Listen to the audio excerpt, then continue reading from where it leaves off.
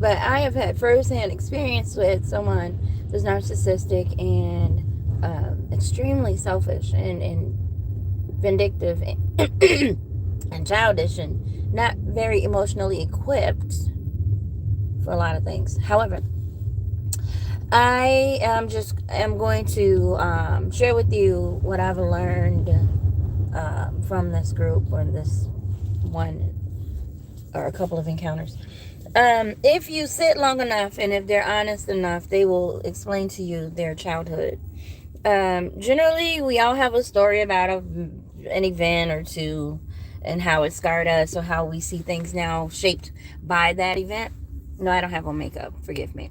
But um, from my sincerest heart, I just want to help someone. So I didn't do makeup this morning.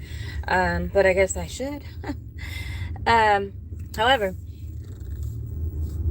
if you listen to some of these people, if they tell you, sometimes it's very brutal and they've checked out, literally.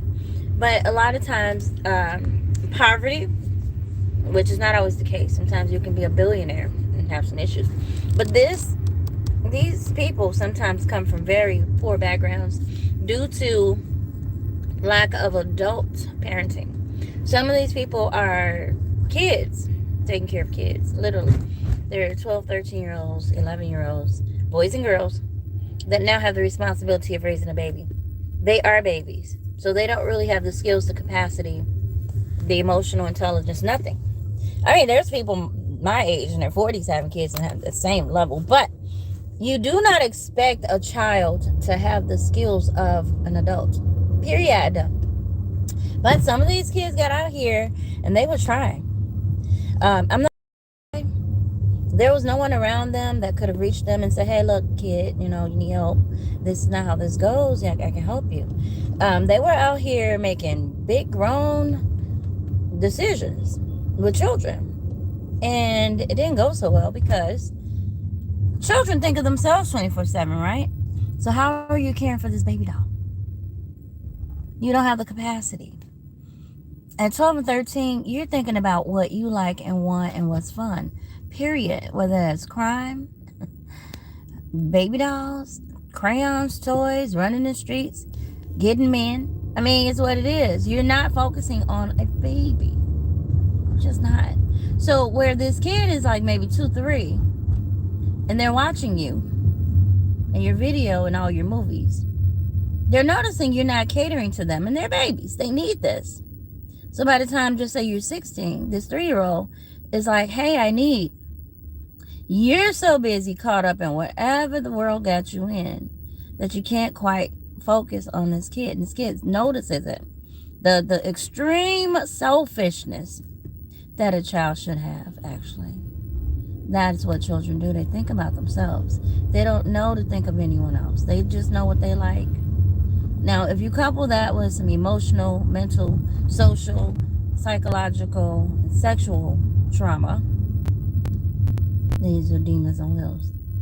That kid had no chance because your extreme selfishness left this child extremely abandoned, extremely, it's an N word, extremely, I knew that car was going to get into something. And they seemed a little razzle-dazzled out here. Neglected. Extremely neglected. And due to the neglect, this kid has literally just become an absorbent monster themselves, thinking the world is selfish, no one cares about me. I have to figure everything out. And I have to steal, lie, cheat, and not have any skills. And the older these kids get without any supervision or any support, emotionally, mentally, or whatever, they tend to go within themselves and listen to other children or other people that may have grew up in the same kind of group. And they become masters at their own devices, as the kid said. They left me with my own devices. So in other words, I had to figure out how to get what I needed. If that was a body part when I got old enough to get stuff I needed, if it was lying, cheating, meeting girls at all ages when I was 3, 4, 5 that thought I was adorable, taking me in, taking me home, whatever. Staying at the cousin's house, whoever, and hunching or whatever. I had my own devices. I had to survive. And you look, if you listen, and you can hear that same 3-year-old saying, man, I just didn't have a chance. I didn't know. And I feel the same way even as a young adult at 18. There was a lot of things that transpired in my life, and they weren't like super like traumatic, but the little bit that happened was traumatic. And I mean, it just left me with my own devices, sort of. And I was older, you know. I mean, when it happened, I was about the same age. We were single digits. But the thing is, it left me with my own devices. And so I felt that same kind of, let me figure this out thing, even into my 20s, 30s, and 40s. And I finally was forced to figure it out because no one was going to do it for me. And I kind of got it. It's not easy, but it's what it is. And so I can kind of understand, but I just wanted to give you a little insight on why some of these people are out here shooting and heartless. Oh, shoot, they scared the mess out. They're heartless, they're shooters, they're killers, they're monsters. And they're comfortable. But it's all because they just probably didn't recognize or didn't embrace the fact that maybe whoever was around them were too young or immature to really give them the skills and tools that they need. And that's just society as a whole. And, people come from other countries with the same issue. Kids getting pregnant at all ages and having kids and trying to raise them. They don't have the capacity. There's probably no real supervision around them. And it just gets real ucky-mucky. That's what it is. It gets ucky-mucky. There's nothing you can do about it. And these people, they're ucky-mucky. Mugly. They are very creative. Very destructive, very selfish, and they do what they want to do, and they want you, if you're going to be around, to shut your mouth. And that's why narcissists are the way they are. They have tantrums, they have meltdowns, everything, because they're kind of still in that child mode, and they're used to doing what they want to do because there was no one there to give them structure. And they'll tell you, if you listen, there was no father at home, so I was managed. I was into everything. It's true. They're not lying. I got into the girls around the house, relative or not. I got into the girls in the neighborhood, relative or not. And I got a reputation, and I'm still on that reputation, and I don't want nothing better. I don't want nothing else. That's all I know. I'm good. And it's like, are you serious? Yes. Okay. So that's just some insight if you ever hear their stories. They're very sad, very youthful, very depressing. Now, again, it doesn't have to be that way, but they bought into that narrative, and they don't ever really grow out of it due to some type of trauma. I won't go into that, but sexual abuse, mental abuse.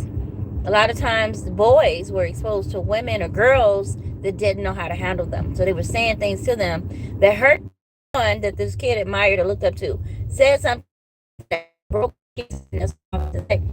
There's our first offenders, period, girls and boys.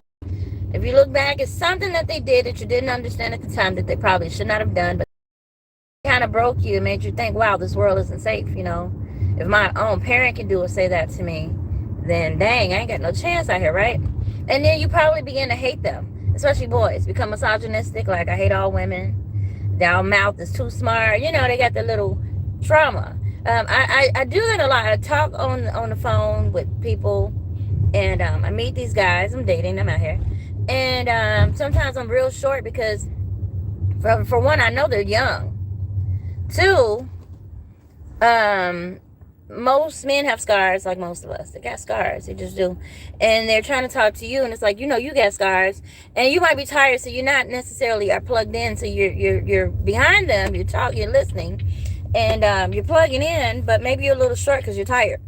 They are literally like, well, maybe this isn't a good time. Sound like, and I said, okay, hold on before you go further. Because I understand a lot of people have been traumatized as kids. They grew up in very toxic environments. So they do assume things and say things they shouldn't say to insult people. So go ahead and say what you're saying. Well, and generally what they were going to say is, well, it sounds like, you got a smart mouth. Lot. And all I can think is this kid grew up in a toxic environment where they assume everything that's being said by a woman, if it's not sexy, sultry, and see, I'm not, I don't know, America's Next Top sex model voice actor role. Okay, so my conversation may not be, hey, how are you? Oh, I'm so happy, because they're looking at a picture, and I'm a real person. And so I don't portray that image, although I'm on that picture looking really good. But the reality is, we all have a story, and we're all out here. So if you're looking at that picture and think you're going to get some sex kidding, no, I actually go to work and I get tired. And I actually talk like I'm tired and a little short. Like now, I'm just tired. So, yeah. It's not a game out here. So God bless your ministry. I just wanted to share that a little bit with you. Just remember, a lot of people have been scarred. And there's nothing you can do about it but be one of the healed ones. Okay, so make sure you talk to professionals or get things out of your system and deal with them, because if you don't, they're just going to eat you up and cause you hardship in your real life. God bless your ministries. Have a good day.